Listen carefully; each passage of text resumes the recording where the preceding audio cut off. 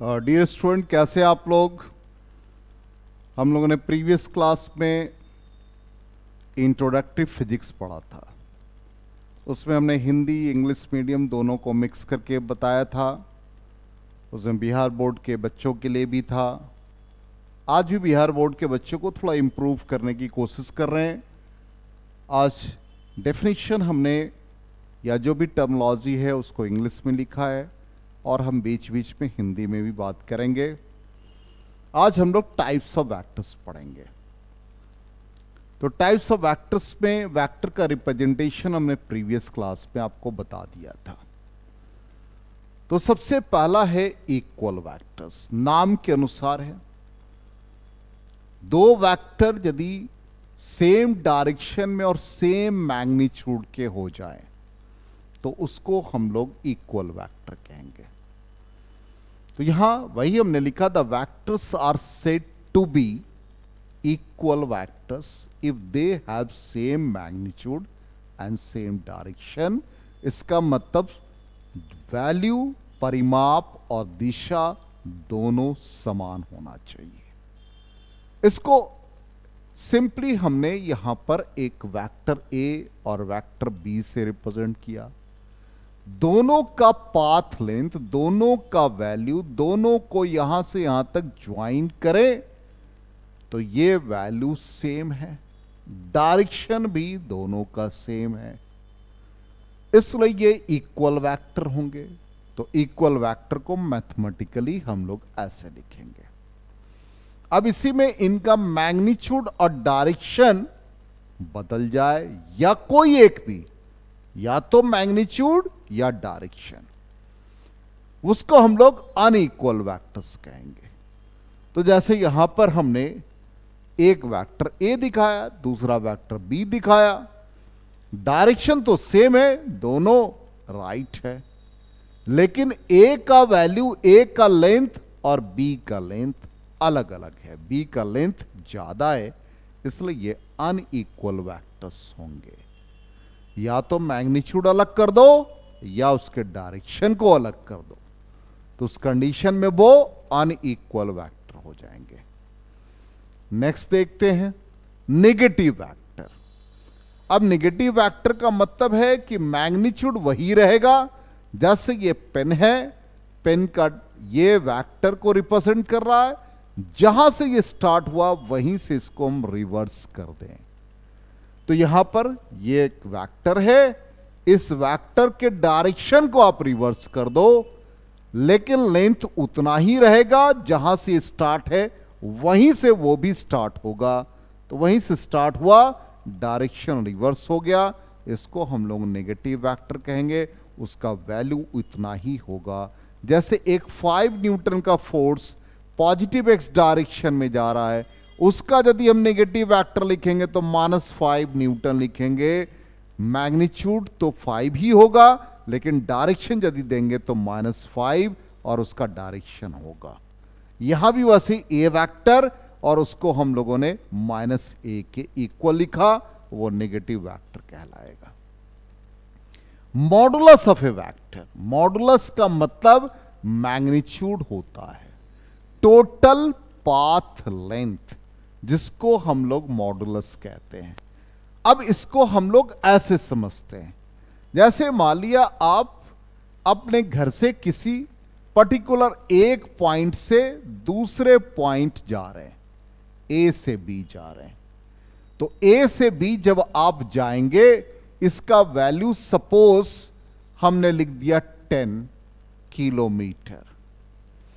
अब आपने इसको वेक्टर से रिप्रेजेंट किया, तो ए बी लिख दिया और 10 किलोमीटर लिख दिया।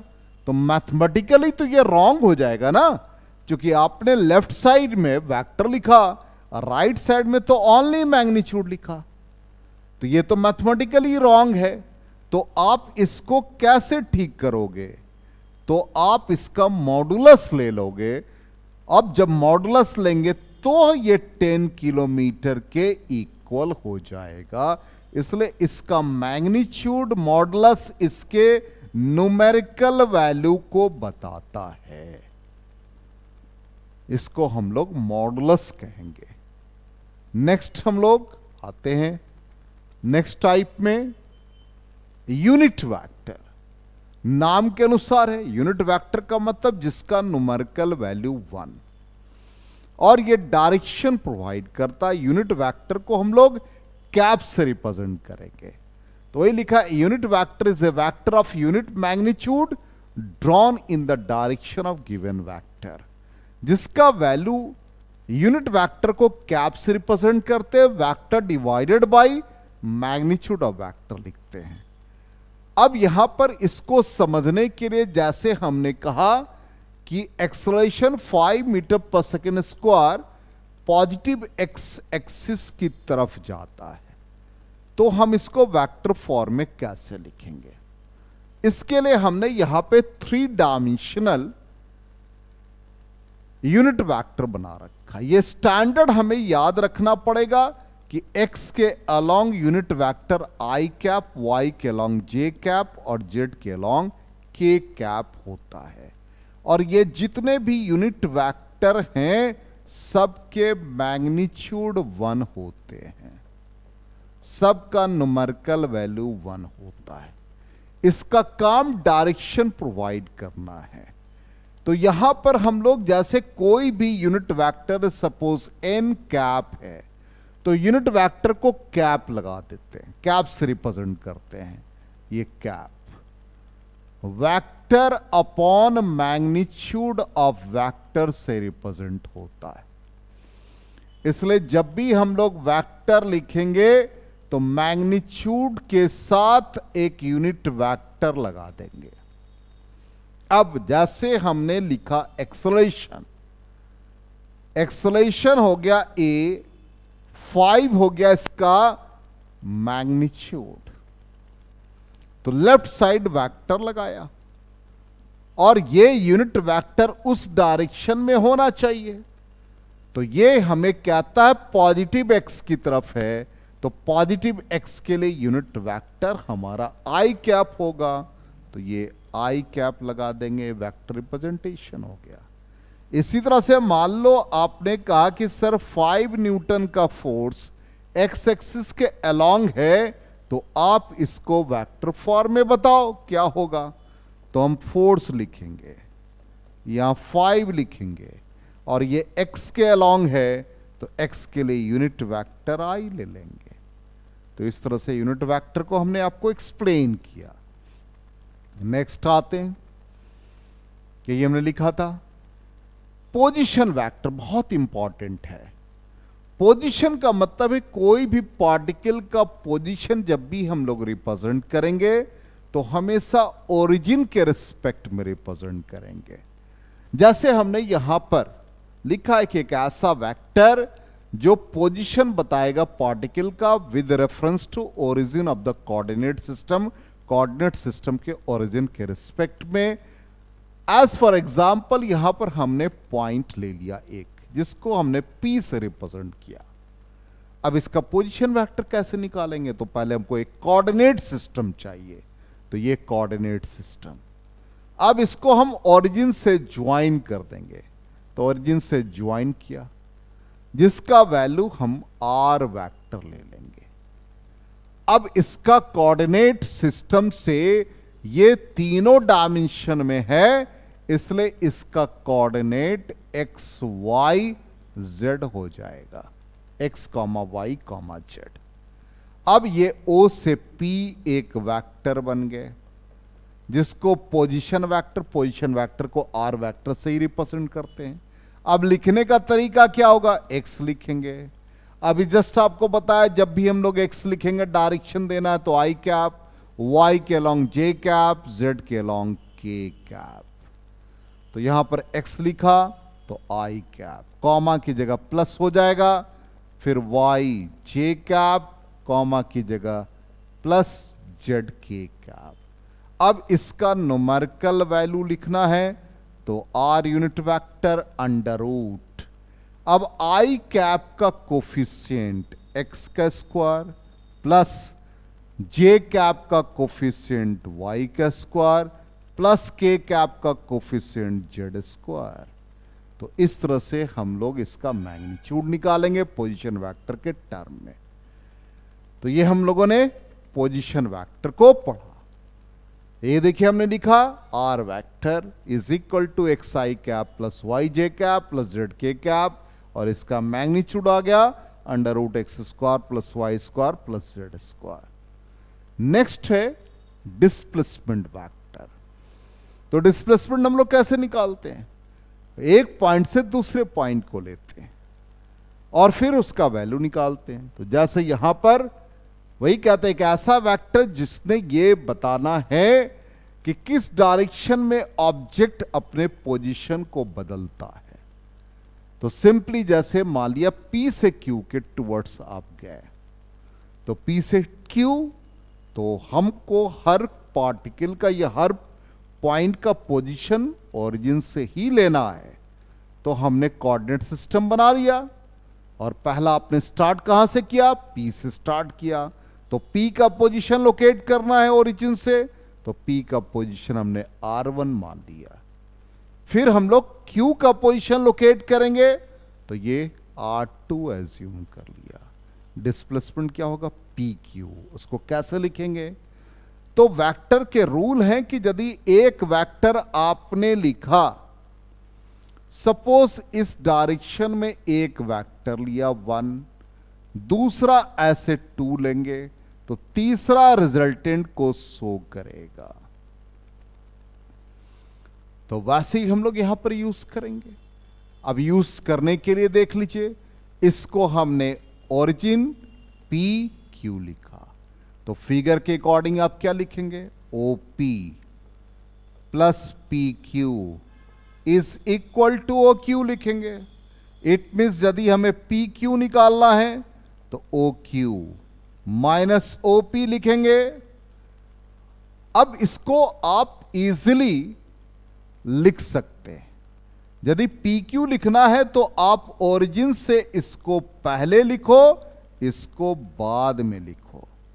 एज फॉर एग्जाम्पल, 2 पॉइंट हमें CD का पोजीशन लिखना या डिस्प्लेसमेंट फाइंड करना फ्रॉम C टू D, तो हमने क्या कहा? ओरिजिन से इसको पहले लिख दो तो OD, माइनस इसको बाद में लिखो OC। अब यहां पर हमें PQ निकालना है, तो PQ भी जस्ट हमने आपको बता दिया। तो PQ फाइंड करना है तो ओरिजिन से Q को पहले लिखेंगे, माइनस ओरिजिन से P को। अब O से Q का वैल्यू क्या है भाई? R2 वेक्टर है, तो यहां पर ये R2 वेक्टर हो जाएगा। ओरिजिन से P का वैल्यू क्या है? R1 है, तो यहां पर R1 हो जाएगा। इसी तरह से सपोज हमें QP लिखना है, उल्टा कर दे तो OP माइनस OQ। अब O से P आ जाएंगे तो R1 माइनस R2 हो जाएगा। तो डिस्प्लेसमेंट वेक्टर भी समझ में आ गया होगा। अब जैसे एक एग्जाम्पल है, आपको कह दिया जाए कि AB is equal to BA, solve करो और ये बताओ कि दोनों का मैग्नीट्यूड सेम है। कोऑर्डिनेट दे दिया गया है। अब हमें AB फाइंड करना है, तो AB फाइंड करते हैं। क्या सिखाया अभी? OB minus OA। अब B का कोऑर्डिनेट कितना है? 2 3 4। इसको IJ के कैप में लिख दें तो 2I cap plus 3J cap 4K cap minus A का क्या लिखेंगे भाई? I cap 2J 3K। अब दोनों को घटा दो तो I हो गया, ये क्या हो गया? J हो गया, ये K हो गया। तो AB का मैग्नीट्यूड निकाल ले। अंडर रूट I कैप का कोफिशिएंट 1, J कैप का कोफिशिएंट 1, K कैप का कोफिशिएंट 1, √3 बन गए। अब हम BA फाइंड कर लें, तो BA फाइंड करें तो BA हम लोग कैसे लिखेंगे? OA माइनस OB लिखेंगे। अब A का कोऑर्डिनेट कितना है? I plus 2J plus 3K हो गया, माइनस B का कोऑर्डिनेट तो ये 2I cap 3J cap plus 4K cap, 1 में से 2 गए माइनस आई, तो ये माइनस आई माइनस जे माइनस के। अब बी ए का मैग्नीट्यूड ले लो तो अंडर रूट माइनस आई कैप, तो आई कैप का कोफिशिएंट -1, तो -1 का स्क्वायर, जे कैप -1 का स्क्वायर, के कैप -1 का स्क्वायर, √3। इसलिए यहां पर देख लीजिए ए बी का वैल्यू √3, बी ए का वैल्यू √3, तो दोनों को हम लोगों ने इक्वली सॉल्व कर दिया। तो डिस्प्लेसमेंट वेक्टर के कॉन्सेप्ट से ये इजीली सॉल्व हो जाता है। अब आ जाए को इनिशियल वेक्टर। इनिशियल को मीन्स सेम, इनिशियल एक ही पॉइंट से स्टार्ट होगा, दोनों का स्टार्टिंग पॉइंट सेम होगा, उसको हम लोग को इनिशियल वेक्टर कहेंगे। If they have a common initial point, दोनों का स्टार्टिंग पॉइंट एक ही है, इसको को इनिशियल वेक्टर कहेंगे। नेक्स्ट, इसी तरह से दोनों का एक ही टर्मिनल हो जाए, एक ही टर्मिनल पॉइंट, एक ही फाइनल पॉइंट हो जाए, तो उसको हम लोग को टर्मिनल, सेम पॉइंट पर, वो इन एक सेम पॉइंट पर ये दोनों वेक्टर मिल रहे हैं, तो यहां पर भी देखिए ए और बी दोनों सेम पॉइंट पर मिल रहे हैं, इसलिए को टर्मिनस या को टर्मिनल दोनों एक ही बात है। नेक्स्ट आ जाए को प्लानर, एक प्लेन में, जैसे हम लोग एक प्लेन में हैं, ठीक, तो यहां पर इसको सेम प्लेन के लिए, जैसे यहां एक्स वाई प्लेन में दो वेक्टर हैं, अब वो एक्स वाई प्लेन में है तो नॉर्मल यहां पर ये जब ड्रॉ करेंगे, इसका मतलब ये सेम प्लेन में ए वेक्टर बी वेक्टर हो जाएगा। यदि हम इसको इस तरह से लिखें, यहां पर एक वेक्टर ले ले सी, दूसरा वेक्टर डी ले लें, तो ये किस प्लेन में आ गया, वाई जेड प्लेन में आ गया। इसी तरह से एक्स जेड में आ जाए तो एक वेक्टर मान लिया, लिख दिया ई वेक्टर, और ये एफ वेक्टर, इसका मतलब E F lies in X Z plane और A B lies in X Y plane, C D lies in Y Z plane, तो ये एक प्लेन में है। इसी तरह से जैसे ये बोर्ड एक प्लेन में है, इस पर हम लोग कोई भी वेक्टर रिप्रेजेंट कर रहे हैं तो ये सेम प्लेन में होगा।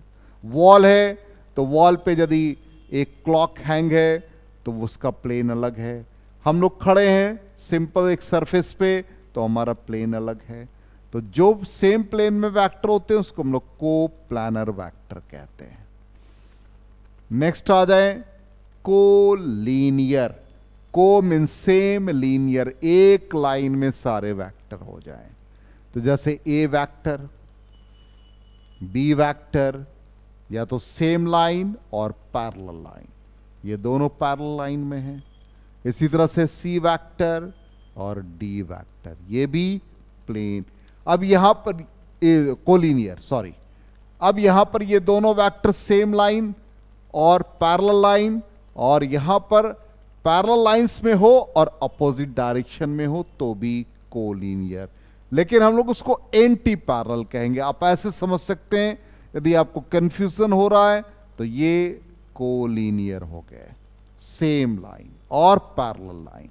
यदि एक वेक्टर ऐसे है दूसरे वेक्टर है, सेम लाइन है, कोलिनियर, लेकिन एंटी पैरेलल है, और ये पैरेलल है।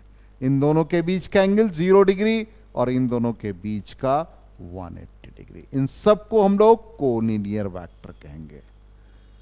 नेक्स्ट आ जाए जीरो वेक्टर। अब यहां पर जीरो वेक्टर को समझने के लिए हमने यहां पर एक पॉइंट लिखा, देखिए P से P डैश जाना है, तो हमने एक पाथ लिया पी ए पी डैश और वापस आ रहे हैं। P हमारा स्टार्टिंग पॉइंट है, हमें वापस आना है, तो पी ए पी डैश जाएंगे और वापस आने के लिए P डैश बी पी लेंगे।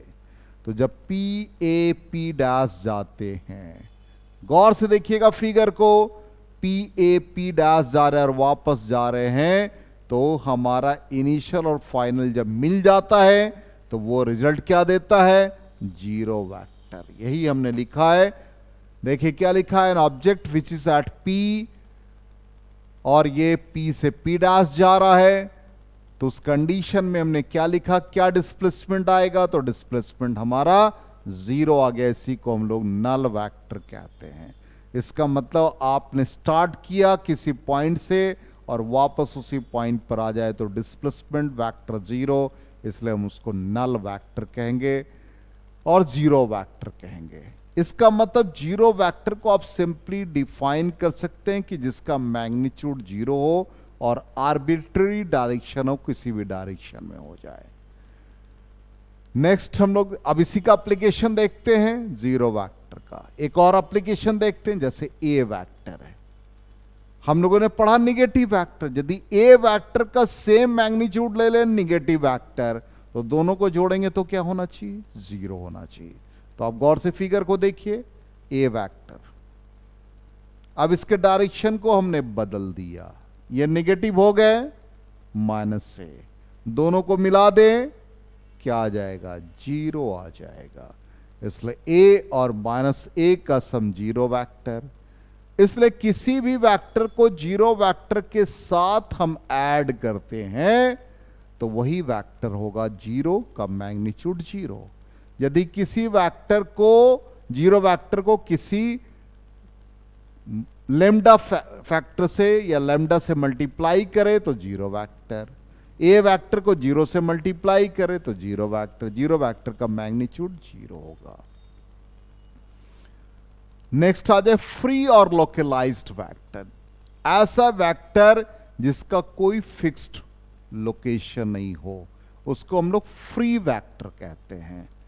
और इस कंडीशन में लोकेशन ऑफ ऑब्जेक्ट यदि इंपॉर्टेंट है तो उसको हम लोग लोकलाइज्ड वेक्टर कहेंगे। Axial vector, axial means axis.